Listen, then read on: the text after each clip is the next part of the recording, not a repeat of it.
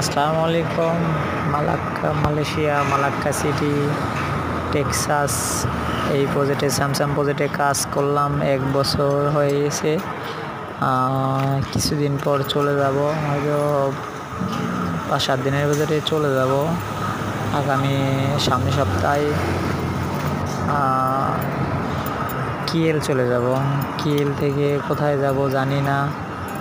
তো এর মাঝে অনেকের সঙ্গে চেনা পরিচয় হয়েছে। অন্য কোথাও চলে যাব, আবারও অচেনা হয়ে যাবে। তো সরি টু সে, কারো মনে যদি কোনো কষ্ট দিয়ে থাকি ক্ষমার দৃষ্টিতে দেখবেন। বেশি কিছু বলতে চাই না। আসসালামু আলাইকুম। সবাই ভালো থাকেন, সুস্থ থাকেন, এই কামনা।